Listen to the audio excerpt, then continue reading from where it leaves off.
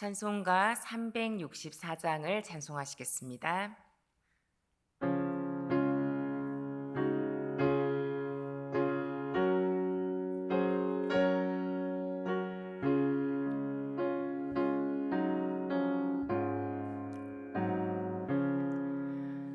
내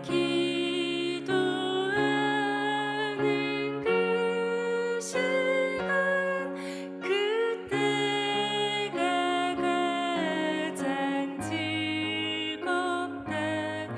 이 세상 근심 걱정에 얽매인 나를 부르사 내 진정 소원 주 앞에 난 낳지 바로 아뢰어 큰 불행 당해 슬플 때 나 위로받게 하시네. 내 기도하는 그 시간 내게는 가장 귀하다. 저 광야 같은 세상을 끝없이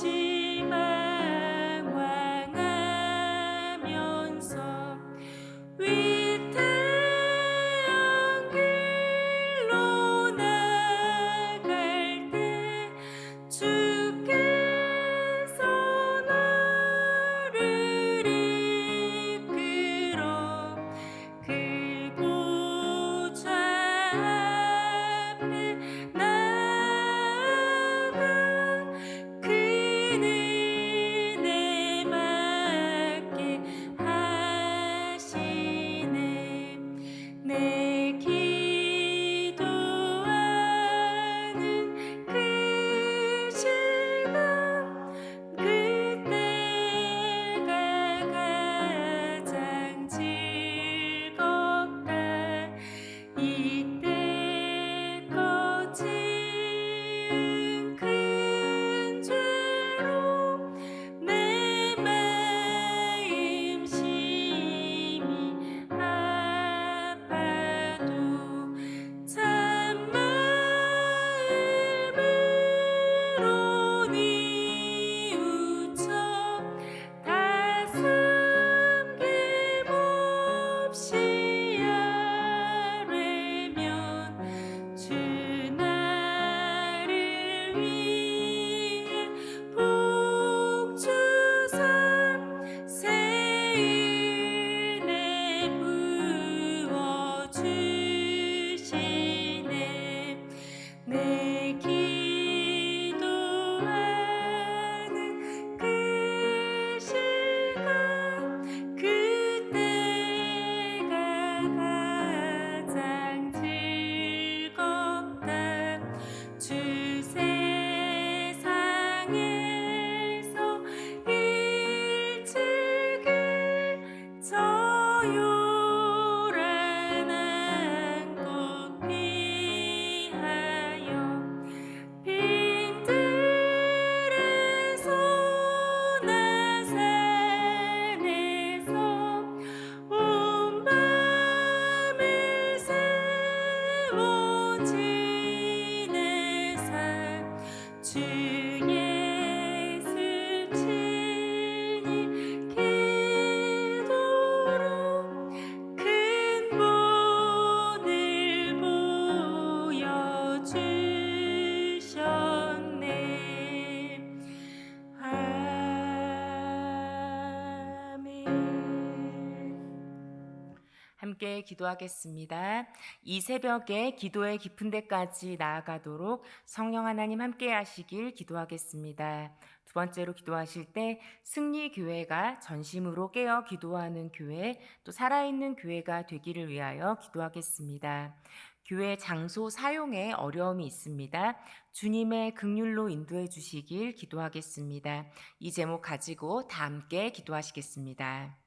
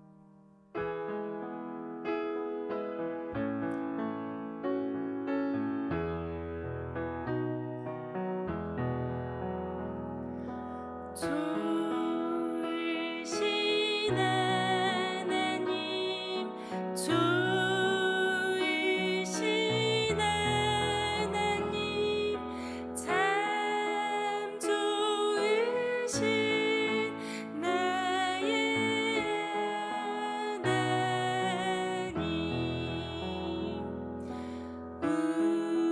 우리의 기도를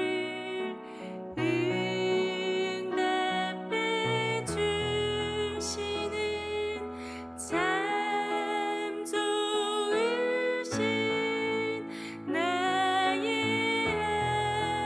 하나님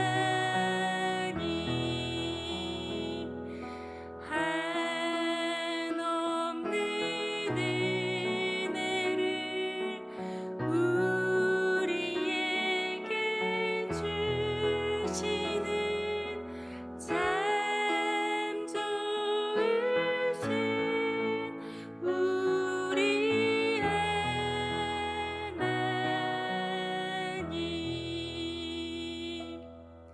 오늘 우리에게 주시는 하나님의 말씀은 사도행전 1장 12절에서 26절 말씀입니다. 신약 186쪽에 있습니다. 교독하시겠습니다. 제가 먼저 12절 말씀을 봉독합니다. 제자들이 감람원이라 하는 산으로부터 예루살렘에 돌아오니 이 산은 예루살렘에서 가까워 안식일에 가기 알맞은 길이라.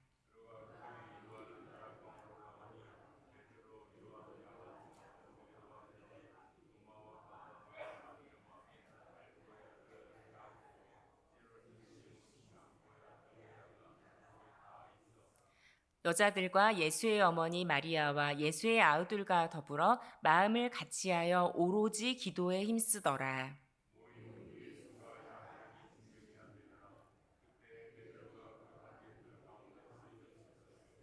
형제들아, 성령이 다윗의 입을 통하여 예수 잡는 자들의 길잡이가 된 유다를 가리켜 미리 말씀하신 성경이 응하였으니 마땅하도다.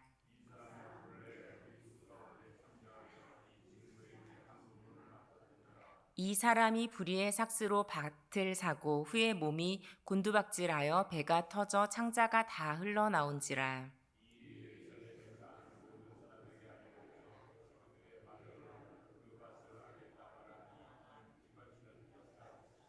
시편에 기록하였으되 그의 거처를 황폐하게 하시며 거기 거하는 자가 없게 하소서 하였고 또 일렀으되 그의 직분을 타인이 취하게 하소서 하였도다.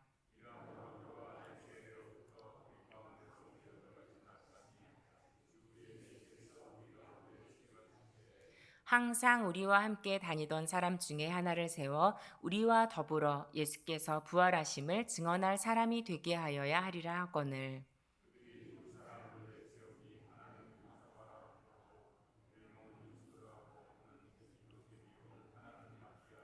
그들이 기도하여 이르되 무사람의 마음을 아시는 주여 이 두 사람 중에 누가 주님께 택하신 바 되어.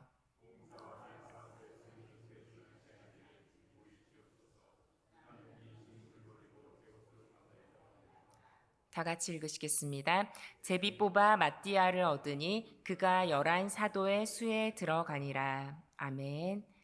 네, 샬롬. 오늘도 주님의 말씀에 의지하여서 새벽을 여는 사랑하는 성도님들에게 하나님의 신실하신 은혜가 함께 하시길 축복합니다. 네, 비가 많이 오는데도 이렇게 새벽을 깨우는 여러분들에게 하나님께서 은혜 주시길 기원합니다. 어제 나누었던 승천하시기 전에 우리 예수님이 제자들에게 부탁하신 마지막 말씀을 기억하십니까? 네, 바로 예루살렘을 떠나지 말라, 그리고 아버지께서 약속하신 성령을 기다리라는 말씀이었습니다. 예수님이 고난을 당하기 시작하셨을 때, 또 체포되셨을 때, 십자가에 죽으신 후에 제자들은 모두 다 도망갔었습니다. 그런데 예수님이 승천하셔서 이 땅에 육신으로 계시지 않은 상태에서 이 제자들이 주님의 말씀에 어떻게 반응했을까요? 우리 최초의 부활 공동체는 눈에 띄는 두 가지 특징이 있었습니다. 먼저 기도 공동체였습니다. 그리고 두 번째로 순종으로 하나 된 공동체였습니다. 제자들은 함께 다락방으로 올라가 기도에 힘썼는데요. 그 기도 모임에 참석한 사람의 명단을 13절, 14절에 소개하는데 아까 읽으셨으니까 눈으로 한번 보시면 가룟 유다를 제외한 11제자, 그리고 여인들, 또 예수님의 어머니 마리아, 또 예수님의 형제들이 함께 했습니다. 예수님을 모른다고 부인하고 또 흩어졌던 제자들이 이 다락방에 다시 한자리에 모였습니다. 부끄러운 실패로 무너졌던 그들은 이제 예수님의 부활의 목격자들이라는 새로운 정체성으로 모였습니다. 교회의 모체가 된 이 아름다운 부활 공동체는 다락방에 모여서 무엇을 했습니까? 우리 14절 말씀 다시 읽겠습니다. 예수의 어머니 마리아와 예수의 아우들과 더불어 마음을 같이하여 오로지 기도에 힘쓰더라. 한 마음으로 오로지 기도에 모든 정성과 마음을 쏟았다라고 말씀합니다. 이 제자들은 3년 동안 예수님의 제자로 따랐다가 예수님을 극진히 사랑했겠죠. 그랬던 그들이 예수님을 배반하고 다 흩어졌을 때 다시 기도하기가 참 어려웠을 것입니다. 하지만 우리 부활하신 예수님께서 40일 동안 이 제자들에게 하나님 나라를 가르쳐 주셨고 그 복음이, 그 말씀이 제자들이 다시 기도할 수 있게, 하나님의 뜻 가운데 나아갈 수 있게 회복시켰습니다. 그리고 이제 예수님이 부활 승천하셔서 그들의 눈앞에 계시지 않지만 약속하신 성령을 기다리라는 그 주님 말씀에 순종하여서 모든 정성과 마음을 쏟아 기도했습니다. 성도 여러분, 무엇보다 기도에 여러분의 마음과 정성을 쏟으시기를 부탁드립니다. 아마도 지금 여러 복잡한 마음 때문에 기도가 잘 나오지 않는 성도님들도 계실 것입니다. 사실 우리 마음속에 다른 생각들이 가득 차 있고 머리가 복잡하면 잘 기도에 집중하기가 참 어렵습니다. 그리고 또 하나님의 뜻을 분별하기도 참 어렵습니다. 여러분 먼저 말씀을 계속해서 읽고 묵상하시는 것을 권면드립니다. 그렇게 하나님 말씀 앞에서 여러분들의 마음을 정돈하시길 바랍니다. 그렇게 잠잠히 주님 앞에 머무르며 주님 앞에 엎드릴 때 기도를 회복시켜 주시는 살아계신 우리 주님을 만나실 수 있으실 것입니다. 특별히 삶 속에서 여러 어려운 일들과 또 인생의 중요한 결정이 있으실 때 또 상황을 복잡하게 만드는 딜레마에 부딪혔을 때 그냥 무작정 그 일에 덤벼들지 마시고 또 감정을 쏟아내지 마시고 자연스럽게 해결될 때까지 기다리되 무엇보다 성령의 능력과 인도를 받기 위해서 기도하시길 부탁드립니다. 우리가 기도의 사람이 되길 우리가 속한 공동체인 가정과 일터 또 교회가 함께 온 마음과 정성을 쏟아서 기도하는 기도의 공동체가 되기를 소망합니다. 15절부터는 약 120명 정도인 그전보다 보다 많은 무리들이 모였습니다. 이 부활 공동체의 첫 리더인 베드로가 중요하고 다급한 의제를 꺼냈는데요. 그것은 바로 유다의 빈자리를 채우는 일이었습니다. 16절 말씀을 함께 읽겠습니다. 형제들아, 성령이 다윗의 입을 통하여 예수 잡는 자들의 길잡이가 된 유다를 가르켜 미리 말씀하신 성경이 응하였으니 마땅하도다. 베드로는 다윗의 시편 말씀에 근거하여서 유다가 예수님을 넘기면서 이 대적의 길잡이가 되길 자처해서 12제자에서 스스로 이탈했다고 말합니다. 이 시편 말씀이 사실 한참 전에 기록된 그런 말씀이기에 이 가룟 유다의 운명이 마치 정해져 있는 것처럼 그렇게 오해하실 수도 있는데 어디까지나 유다의 다 선택이었습니다. 순간순간 돌이킬 수 있는 순간들이 있었지만 유다가 그렇게 하지 않았던 것이죠. 어떻게 매일 3년이나 함께 있던 예수님 그리고 함께 했던 그 제자들을 배신할 수 있었을까요? 다른 사람들과 동일하게 부르심을 받았고 또 예수님의 가르침을 받았습니다. 그럼에도 불구하고 그 말씀을 받아들이기를 거부했고 그의 마음을 굉장히 굳게 해서 그 말씀이 은혜가 들어오지 못하게 막았던 것입니다. 그렇게 예수님을 죽이려는 음모에 가담하고 그는 끝까지 회개하지 않고 마침내 자살하고 말았습니다. 여러분, 예수님의 다른 멀리 있었던 무리들이 아니라 12제자의 제자 중에 한 명이 이렇게 했다는 것이 좀 충격적이죠. 오랫동안 교회를 다니신 분들은 익숙한 메시지이지만 예수님 가까이 있다고 해서 또 진리에 가까이 있을 수 있는 굉장히 놀라운 특권을 누리고 있다고 해서 반드시 그 진리를 따르거나 그 말씀에 은혜를 더하거나 그렇지 않는 사람도 있다라는 것을 발견하게 됩니다. 두려운 마음으로 깨어 기도해야 될 것 같은데요. 우리 18절, 19절을 눈으로 보시면 유다의 비극적인 죽음에 대해서 기록하고 있습니다. 마가복음에서는 예수님께서 유다를 향하여서 이렇게 안타까운 탄식을 하시는데요. 마가복음 14장 21절에 보면 그 사람은 차라리 나지 않았으면 제게 좋을 뻔했느니라 라고 안타까운 마음으로 탄식하십니다. 여러분, 한 번뿐인 삶인데 예수님께 이런 탄식을 듣는다면 너무 안타깝습니다. 우리도 예외일 수 없음을 기억하며 여러분 깨어서 기도하시길 부탁드립니다. 가룟 유다에 대해서 비록 안타까운 마음이 있지만 그런 감정이나 그런 마음과는 별도로 그의 직분을 맡을 사람을 세우는 중요한 과제를 해결해야 되는 이 큰 과업이 이 부활 공동체 앞에 있었습니다. 먼저 베드로는 그 직분을 맡을 사람의 자격과 사명을 함께 먼저 제시합니다. 어떤 기준들이 있었나요? 예, 이 새롭게 뽑힐 이 사도는 부활의 증인이어야 했기 때문에 예수님을 가장 잘 나타낼 수 있는 사람이었기 때문에 예수님의 공생애 전체를 함께 경험했던 그런 제자들 중에 선택하기로 했습니다. 우리 21절 보면은 요한의 세례로부터라는 그런 표현이 나오는데 이거는 정말 예수님의 공생의 사역 초기에 초기부터 함께했던 그런 사람이라는 것을 의미하는 표현입니다.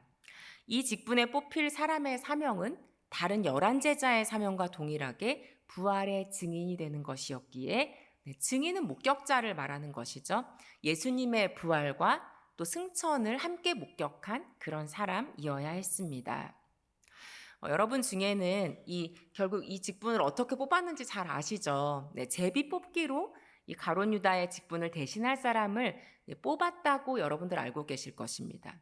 네, 그것에 집중하여서 초대교회가 아무 조건 없이 사람을 세운 것으로 오해할 수도 있고 또 제비 뽑기만이 굉장히 성경적인 방식으로 오해할 수도 있겠습니다. 하지만 이미 굉장히 작은 공동체였다가 무려 120명으로 부흥된 이 초기의 부활 공동체는 그런 제비 뽑기를 하기 전에 여러 가지 절차들이 좀 있었는데요. 정확한 선정 기준을 통하여서 너무나 이 중요한 이 사도의 한 명이 되는 것이잖아요. 부활의 증인의 역할을 감당할 섬길 이 후보들을 추려갔습니다. 좁혀갔습니다. 그리고 23절 말씀을 보면은 이 바사바와 유스도는 이 바사바의 별명이거든요. 바사바와 마띠아라는 두 명으로 후보가 좁혀졌습니다. 그런데 여러분 예상하실 수 있죠. 이 120명이나 되는 공동체에서 두 명을 뽑았는데 두 명 중에 한 명이 탈락할 수밖에 없는 상황이잖아요. 이 생긴 지 얼마 안 되는 이 공동체가 분열되기가 참 쉬운 그런 상황입니다. 그러하기에 이 120명이 모인 공동체는 굉장히 중요한 일에 집중하였습니다. 우리 24절, 25절 말씀 함께 읽겠습니다. 그들이 기도하여 이르되 무사람의 마음을 아시는 주여 이 두 사람 중에 누가 주님께 택하신 바 되어 봉사와 미 사도의 직무를 대신할 자인지를 보이시옵소서. 유다는 이 직무를 버리고 제 곳으로 갔나이다 하고 놀랍게도 예수님의 제자들이나 또 여인들로 이루어진 작은 공동체가 아니라 이미 120명으로 부흥된 그런 공동체의 규모가 굉장히 갑자기 크게 커졌음에도 불구하고 이 공동체는 기도로 하나됨에 전심을 다하는 일을 계속하고 있습니다. 그런데 또 한 가지 놀라운 것은 이 하나를 뽑는 선택이 주님이 하실 일이고 그 결과에 대해서는 순종하겠다라는 태도를 가졌다는 점입니다. 그래서 제비 뽑기 전에 이 공동체는 주님께서 이 직분에 택하신 자가 누구인지를 알게 해주시기를 그 어느 때보다 간절히 기도했습니다. 여러분 성경에 기록된 제비 뽑기는 오늘 본문에 나오는 것이 마지막입니다. 그렇기 때문에 제비 뽑기만이 성경적인 방식이거나 하나님의 뜻을 명확히 드러내는 방법이라고 제안할 필요는 없겠습니다. 때로는 그런 일들도 있더라고요. 그러니까 교회에서 조금 누구나 맡기 좀 힘들어하는 그런 일들을 할 때 내가 맡기 좀 어려우니까 제비 뽑기로 아직 리더를 맡기에 좀 오래되지 않으신 그런 분들에게 어려운 직분을 감당케 하는 일들로 악용되기도 하더라고요. 그래서 꼭 모든 그 사람을 선택하는 일에서 제비 뽑기를 성경적인 방식으로 제안하실 필요는 없겠습니다. 정말 중요한 것은 우리에게 이미 하나님께서 이성을 주셨고 할 수 있는 많은 방법들을 주셨는데 그것을 또 따라가고 또 하나님의 방식에 좋은 시스템을 만드는 것도 굉장히 중요하겠죠. 시스템을 만들어서 하든 제비를 뽑든 정말 중요한 것은 공동체가 한 마음으로 사람을 세우는 일에 바로 주님께서 함께 하시며 모든 일을 주도하신다라는 것을 믿으며 먼저 기도로 준비했고 그 결과에는 순종했음이 더욱더 중요합니다. 부활 공동체는 기도로 하나 되고 순종으로 그 하나됨을 유지하는 공동체였습니다.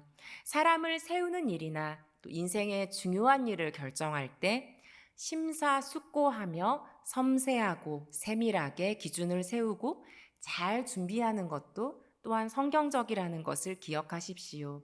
그리고 우리가 할 수 있는 모든 일을 다 한 후에는 오직 기도에 힘쓰며 오직 하나님의 뜻만이 드러나기를 순종하는 마음으로 기도하며 선택하는 것, 기도를 통하여 결과가 어떠하든지 하나님께 순종하는 공동체의 하나됨이 훨씬 더 중요하다라는 것을 반드시 기억하십시오.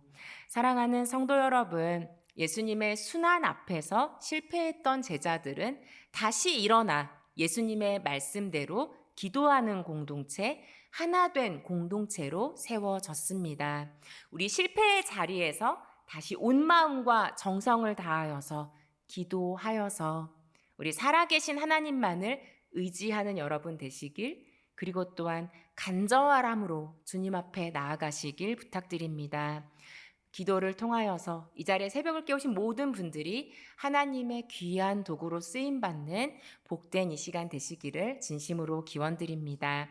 함께 기도하겠습니다. 참 좋으신 하나님, 감사드립니다. 갑작스럽게 내리는 소나기에도 기도의 자리에 새벽을 깨우며 나오신 성도님들, 하나님께서 붙들어 주시고 동행하여 주시옵소서. 하나님, 특별히 우리 마음을 주님의 은혜로 가득 채워주셔서 굳은 마음으로 또 분노로 하나님의 은혜가 오지 못하도록 막는 마음이 되지 않도록 인도하여 주시옵소서. 하나님, 이 시간 오직 말씀을 묵상하며 하나님 앞에 기댈 때 하나님, 우리 마음을 부드럽게 하여 주시고 성령으로 충만케 하여 주시옵소서. 하나님, 그리하여서 잃었던 기도가 회복되게 하시고 주님의 뜻에 잠잠히 귀 기울일 수 있도록 우리와 함께하여 주시옵소서. 하나님, 특별히 교회를 위해서 기도합니다. 하나님, 여러 상황들 속에서 나눠진 마음들이 있다면 하나님, 우리는 다시 한번 주님 앞에 그 모든 실패를 딛고 함께 기도할 수 있는 하나님의 사람들임을 기억하게 하여 주시옵소서. 하나님, 우리가 함께 모여 기도하며 온 마음과 정성을 쏟아서 주님 앞에 나아갈 때 하나님, 우리 승리교회 모든 성도님들의 기도를 회복시켜 주시고 온전히 하나님의 뜻의 귀한 통로로 쓰임받는 복된 하나님의 사람들이 될 수 있도록 인도하여 주시옵소서. 주님께 모든 것을 맡겨드리며 이제는 우리 주 예수 그리스도의 은혜와 하나님의 사랑과 성령의 교통하심이 모든 정성과 마음을 쏟아 한 마음으로 기도하길 소원하는 성도님들 위해 축복으로 주신 가정과 일터 위에 나라와 세계 위에 영원토록 함께 하시기를 간절히 축원하옵나이다. 아멘.